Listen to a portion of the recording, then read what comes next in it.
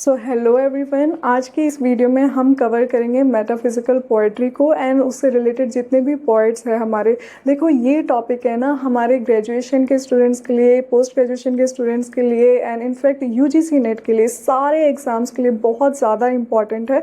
So make sure आप इस video को लास्ट तक देखें एंड जितनी भी आपकी कन्फ्यूजन्स है, जितना भी आपको यहाँ पे टॉपिक डिफिकल्ट लगता है, उस सभी को हम बहुत आसान बनाने वाले हैं।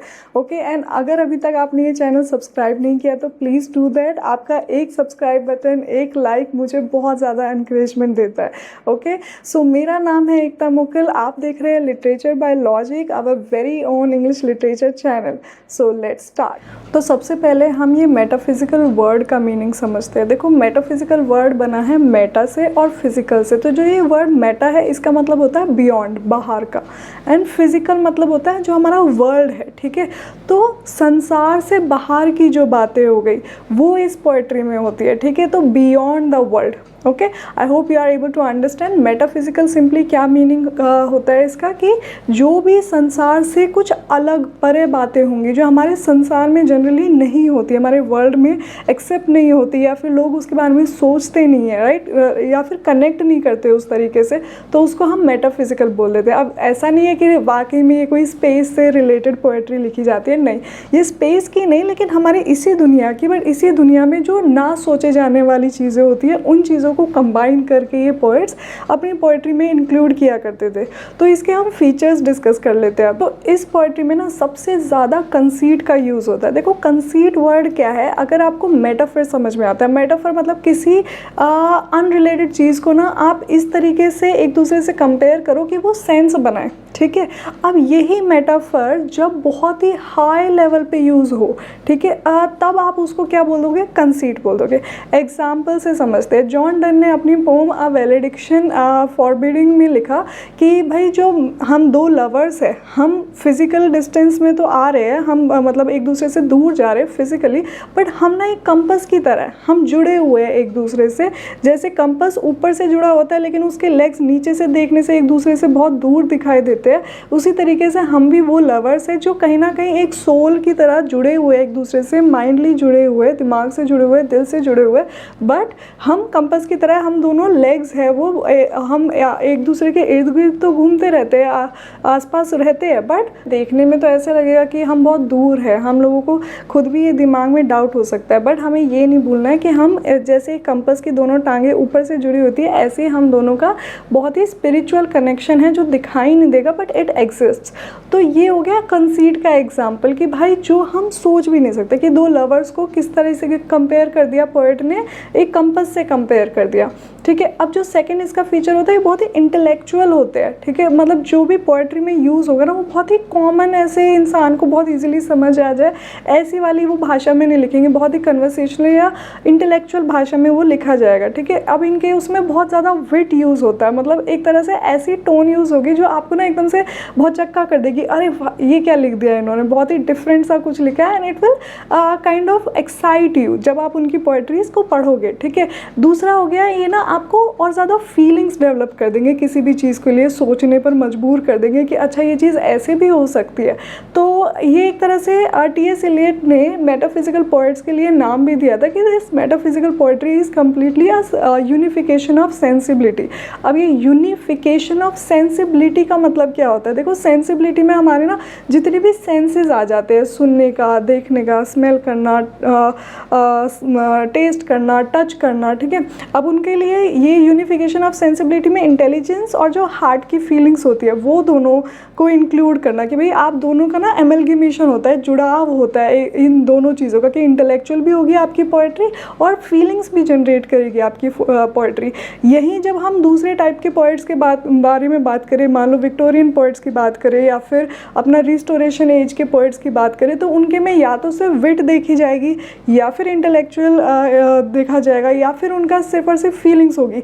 इन सभी का एक अमेलगमेशन आपको सिर्फ मेटाफिजिकल पोएट्री में ही सबसे ज़्यादा देखने को मिलता है, ठीक है। तो ये हम कह सकते हैं that this is unification of sensibility, जो टर्म किसने दी थी, हमारे टी.एस. एलियट ने मेटाफिजिकल पोएट्स के लिए। अच्छा, ये जो वर्ड मेटाफिजिकल है ना, ये टर्म दिया था हमारा सैमुअल जॉनसन ने जॉन ड्राइडन और उसके फॉलोअर्स के लिए। कंसीट के अलावा मेटाफिजिकल पोएट्री में आपको पैराडॉक्स भी देखने के लिए मिलेगा, आपको आयरनी भी देखने के लिए मिलेगी। पैराडॉक्स क्या होता है, दोबारा से जो बहुत ही ऐसी चीज़ें हो ना जो सेंस भी बना रही है, पर वो दोनों एक दूसरे के साथ खड़ी भी नहीं होती, मतलब एक दूसरे के साथ खड़ी होती तो ऐसा लगता है बहुत वियर्ड सा कॉम्बिनेशन हो गया ये तो। जैसे मान लो हमारी कंट्री में लोग कहते हैं that they kind of worship women, है ना, कि वो लड़कियों का एक गॉडेस की तरह रिगार्ड करते हैं। बट वहीं दूसरी तरफ अगर आप फैक्ट्स देखो तो आपको पता चलेगा कि सबसे ज़्यादा दुर्दशा हमारे देश में ही औरतों की होती है काफ़ी तरीके से। वो मतलब मुंह पे उनके कुछ और है और करनी उनकी कुछ और है। तो ये हो गई आयरनी हमारी, है ना। और पैराडॉक्स क्या हो गया, जैसे मान लो मैं एज अ ह्यूमन डेथ को बोल दूँ कि भाई तू मेरा कुछ नहीं बिगाड़ सकती, ठीक है। तो ये पैराडॉक्स हो गया कि डेथ अगर मेरी हो जाएगी तो I will be dead, right. अब मेरा कुछ बचेगा ही नहीं, आई विल बी नथिंग। तो वो तो एक्चुअली सबसे ज़्यादा पावरफुल है। लेकिन जो हमारे पोएट है जॉन डन, वो डेथ को ही लड़का रहे that you should not be proud, okay. तो उनका जो सोनेट 10 है, डेथ बी नॉट प्राउड, वो एक तरह से पैराडॉक्स क्रिएट करता है कि वो उस चीज़ से भिड़ रहे हैं जो एक्चुअल में वो सबसे ज़्यादा पावरफुल है उस टाइम पर। सो आई होप अभी तक आपको ये मेटाफिजिकल पोएट्री होती क्या है, इसके फीचर्स क्या है, वो सब समझ में आ गए हो। अब हम बढ़ेंगे एक एक मेटाफिजिकल पोएट को समझने की तरफ। तो जो सबसे ज़्यादा इम्पॉर्टेंट हमारा मेटाफिजिकल पोएट है, जिसको हम एक तरह से फादर ऑफ मेटाफिजिकल पोएट्री भी बोल सकते हैं, वो है जॉन डन। तो अभी हम बात करेंगे जॉन डन की पोम्स की। देखो उनकी पोम्स और बाकी जितने भी और सारे मेटाफिजिकल पोएट्स हैं, मैं उन सारे पोएट्स की पोम्स की ना स्टार्टिंग की लाइंस एंड एंड की लाइंस आप लोगों को बताऊंगी, क्योंकि अक्सर एग्जाम्स में ये लाइंस पूछ ली जाती है, स्टार्टिंग एंड एंड की लाइंस, ठीक है। एंड बीच का जो भी उसका समरी है उसका भी मैं आपको आइडिया दूंगी। तो आप पेन और पेपर लेके बैठना, ताकि अगर एग्जाम में आपको सिमिलर क्वेश्चन दिखे उन लाइन से तो आप उसे मिस ना करो, ओके। सो सबसे पहले हम डिस्कस करते हैं द फ्ली को। देखो इस द फ्ली जो पोम है, इसमें क्या होता है, जो पोएट है हमारे जॉन डन, वो बोल रहे हैं अपनी प्रेमिका से एन डन से कि भाई देखो तुम्हें शर्माने की ज़रूरत नहीं है, ये जो फ्ली है ना, छोटी सी मधुमक्खी टाइप है, इसने मुझे काट लिया है, मेरा ब्लड सक कर लिया है, तुम्हें काट लिया है, तुम्हारा ब्लड सक कर लिया है। तो अब कहीं ना कहीं हम दोनों का ब्लड मिंगल हो गया, मिक्स हो गया। तो अब नेचर ने ना हमें कहीं ना कहीं इनडायरेक्टली मिला दिया। तो तुम्हें ज़्यादा हेजिटेट करने की ज़रूरत नहीं है, you can be my beloved and तुम मेरी हमेशा हमेशा के लिए हो सकते हो, तुम्हें सोसाइटी के इस प्रेशर से डरने की ज़रूरत नहीं है। बट एंड में उसकी प्रेमिका क्या करती है, वो उस मक्खी को ना मार देती है। तो वो जॉन डन का दिल टूट जाता है, उसे बड़ा बुरा लगता है कि यार तुमने इसकी हत्या कर दी है, छोटी सी मक्खी बेचारी इनोसेंट सी थी, इसने हमारा प्यार जो है अमर करवाने की कोशिश की, पर तुमने इसे मार दिया। तो ये इस पोम का सारा समरी है। अभी इसकी स्टार्टिंग लाइन्स देख लेते हैं। Mark but this flea and mark in this how little that which thou denies me is, it sucked me first and now sucks thee, and in this flea our two bloods mingled be.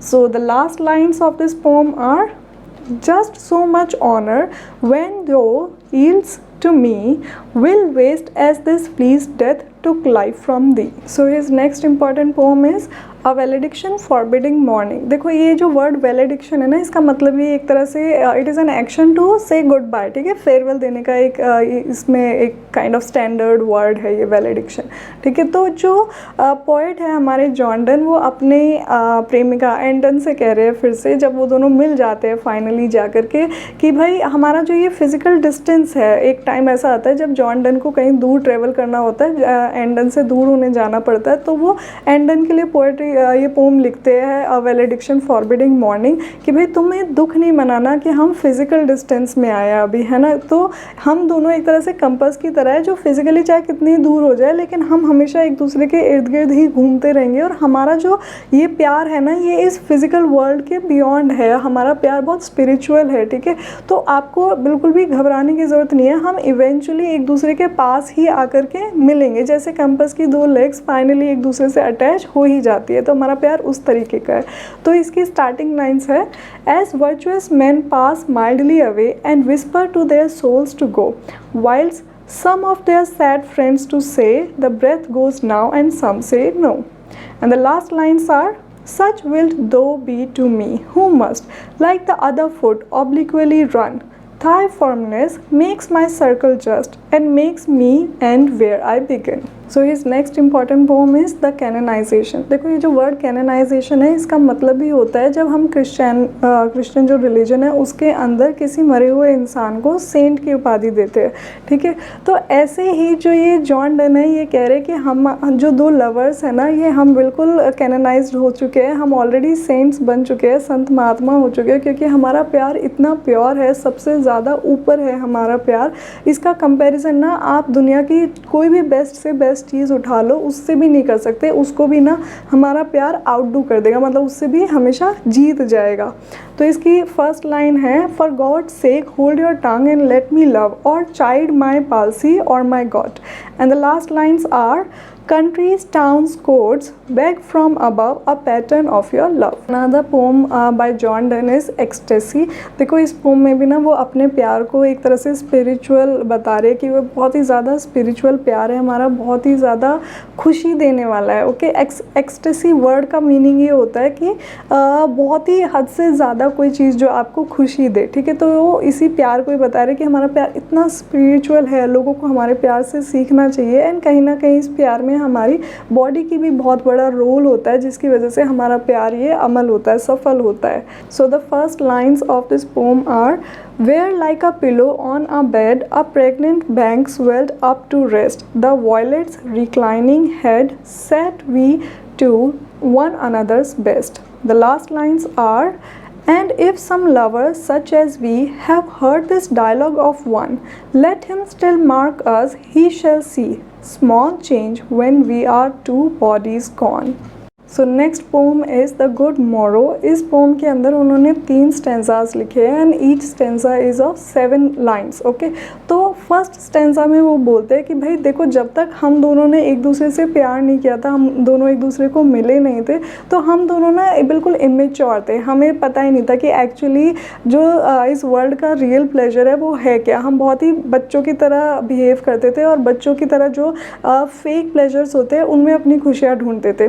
Second stanza में वो बोलते हैं कि finally जब हम दोनों ने एक दूसरे को जाना, समझा, एक दूसरे से प्यार किया, तब हमारा जो है नई सुबह हुई, नया जीवन उदय हुआ, ठीक है। तो वो गुड मॉर्निंग इसके लिए बोला है, गुड मॉर्निंग मतलब गुड मॉर्निंग, ठीक है। तो हमारी गुड मॉर्निंग तब हुई है जब हम एक तरह से एक दूसरे से प्यार करना सीखे, तब हम जगे हैं। उससे पहले तो हम सो ही रहे थे सदियों तक, चाहे हम आंखों से जगे हो, लेकिन वैसे हमारा जो फिजिकल सेल्फ है वो कहीं ना कहीं सो रहा था, क्योंकि हम दोनों ने प्यार करना नहीं सीखा था एक दूसरे को। तो सेकंड पैसेज में वो जब प्यार करना सीख जाते तो वो जग जाते हैं, ठीक है। लास्ट पैसेज में वो बोलते हैं कि भाई अब क्योंकि हम दोनों एक दूसरे से प्यार करने लगे हैं, तो हम दोनों कहीं ना कहीं एक हो गया, हमारी सोल्स एक हो गई है और हमें कोई भी जुदा नहीं कर सकता। बाकी सारी दुनिया को और कहीं भी एक्सप्लोर करना हो, कुछ भी सीखना हो, वो सब सीखे, बट हम दोनों एक दूसरे के लिए काफ़ी है।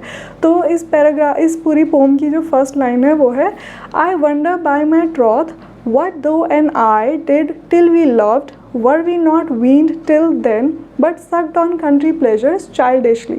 The last lines are, if our two loves be one, or thou and I love so alike that none do slacken, none can die. Next important poem is death be not proud. इसमें जो है ये death को ही ललकार के कह रहे हैं कि भाई तुम हो ना इतनी कोई बड़ी चीज़ नहीं हो, इंसान अगर मर भी जाता है तो उसका दोबारा से जीवन हो जाता है। इसमें क्या हो गया, थोड़ा सा बस गैप आ गया, समझ लो वो थोड़ी देर के लिए एक्चुअल में उसकी जो सोल थी वो सो गई थी एंड फिर उसके बाद दोबारा से जग गई। तो उसमें तुमने इतना बड़ा क्या ही उखाड़ लिया जो लोग तुमसे इतना डरते हैं, ठीक है। इस पोम से मिलती जुलती एक और पोम है जो डिलन थॉमस ने लिखी थी, which was about and death shall have no dominion, जो सेम टॉपिक से ही मिलती जुलती है कि अगर डेथ हो भी जाएगी तो उसकी कोई जीत नहीं होगी, हम ही इवेंचुअली जीतेंगे। तो इस पोम में भी जॉन डन वही बात करने की कोशिश कर रहे हैं, लेकिन जो जॉन डन की पोम है वो पहले आई है, डिलन थॉमस हमारे मॉडर्निस्ट पोइट थे, ठीक है। तो जो हम मॉडर्निस्ट पोइट्स की लिस्ट करेंगे तब उसको मैं आपको डिटेल में समझाऊंगी।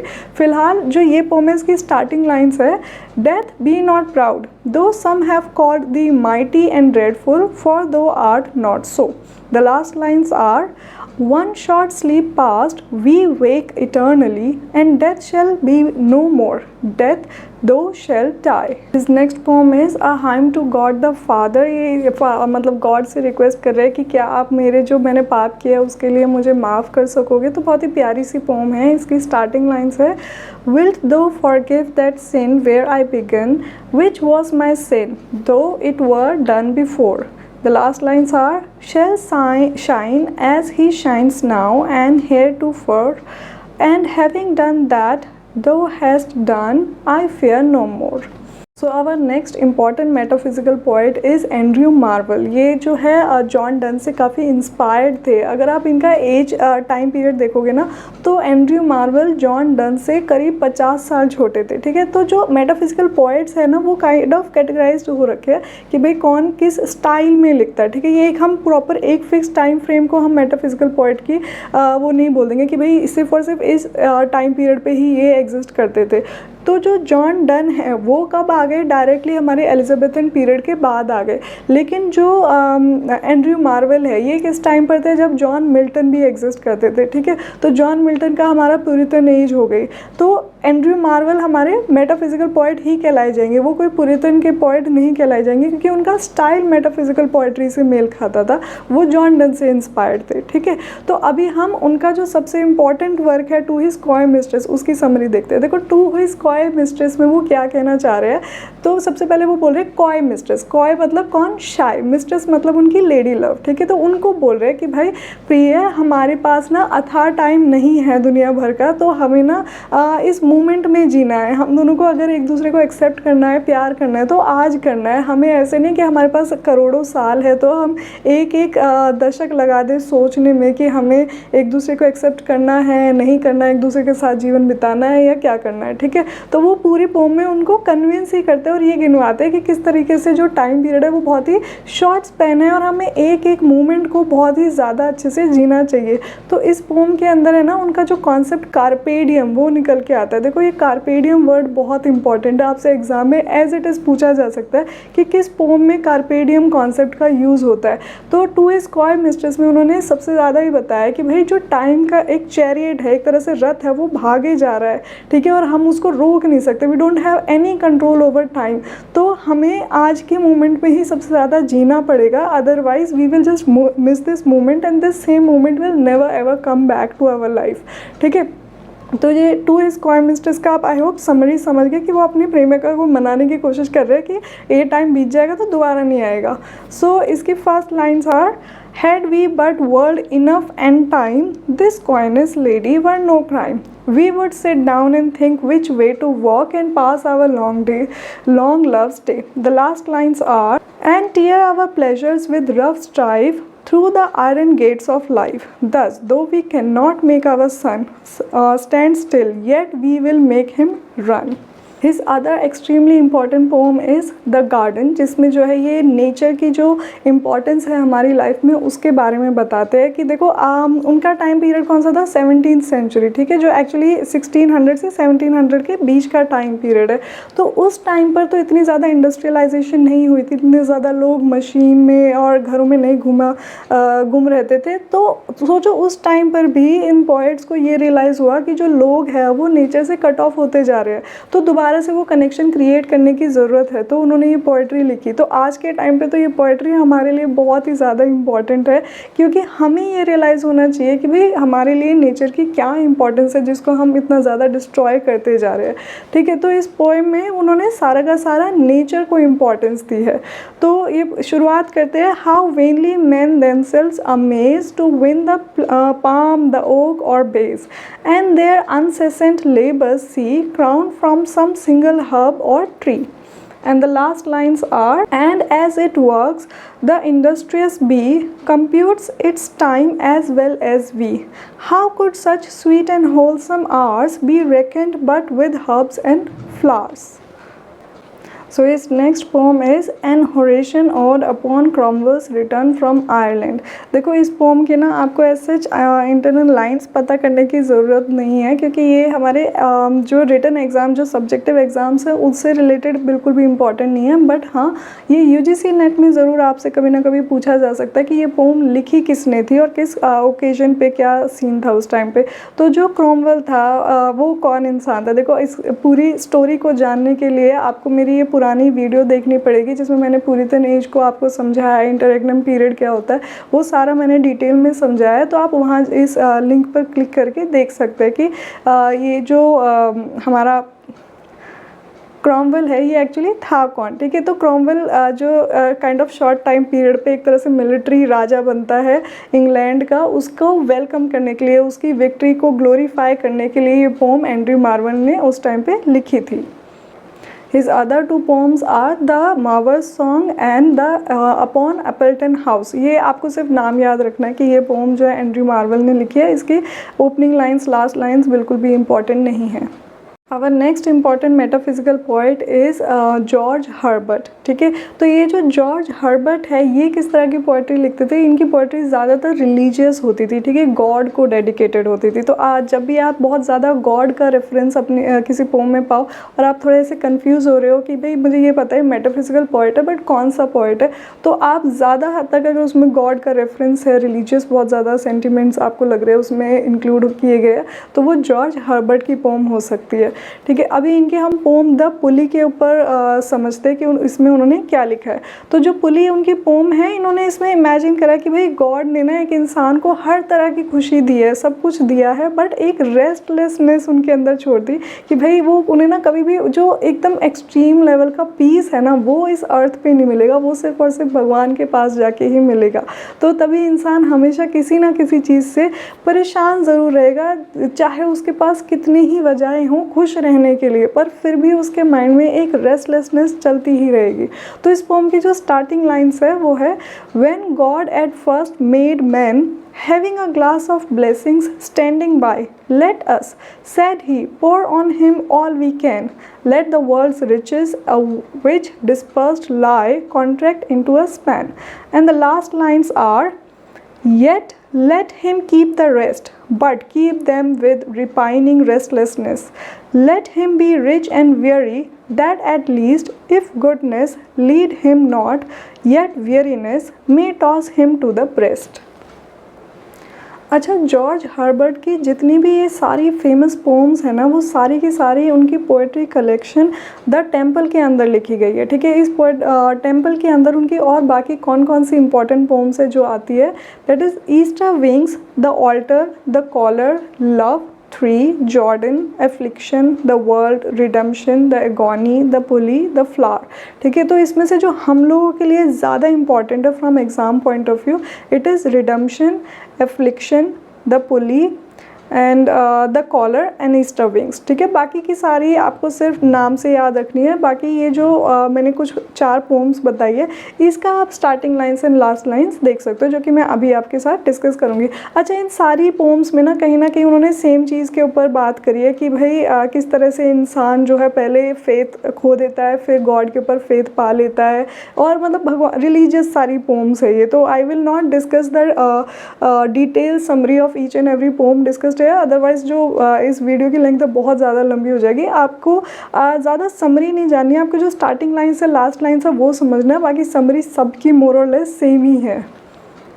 सो starting lines from the poem Easter wings are, Lord who created man in wealth and store, though foolishly he lost the same. The last lines are, for if I imp my wing on thine, affliction shall advance the flight in me. Starting lines from the poem The Affliction are, when first thou didst entice to thee my heart, I thought the service brave, so many joys I writ down for my part, besides what I might have. The last lines are, well, I will change the service and go seek some other master out. Ah, my dear God, though I am clean forgot, let me not love thee if I love thee not.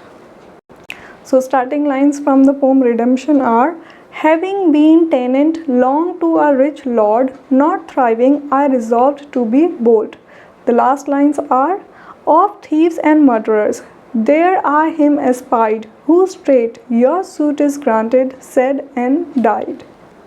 So starting lines from the poem The Caller are, I struck the board and cried, no more I will abroad. What? Shall I ever sigh and pine? My lines and life are free, free as the road. The last lines are, but as I raved and grew more fierce and wild at every word, me thought I heard one calling, child, and I replied, my lord. इन तीनों poets के अलावा जो बाकी के जितने भी metaphysical poets हैं उनके सिर्फ और सिर्फ आपको नाम पता होने चाहिए और उनके वर्क्स के नाम पता होना चाहिए। उनको आपको डीप में बिल्कुल भी पढ़ने की ज़रूरत नहीं है क्योंकि वो बहुत ही माइनर पोइट्स है। जस्ट बिकॉज वो मेटाफिज़िकल पोइट के अंदर कैटेगरी में आते हैं तो आपको उनके बस नाम पता करने हैं, ठीक है, और उन्होंने क्या क्या वर्क्स लिखे हैं। ज़्यादा डिटेल में बिल्कुल भी मत जाना वरना बहुत भसड़ मच जाएगी दिमाग में।